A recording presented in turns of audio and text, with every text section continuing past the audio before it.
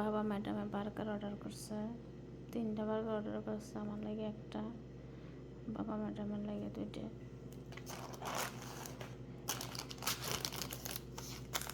M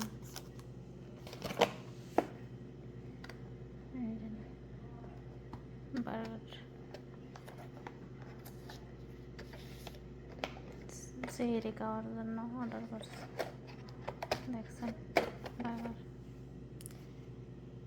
আমরা এই যে প্রবাসে আছি, একবেলা ভাত খাই আর একবেলা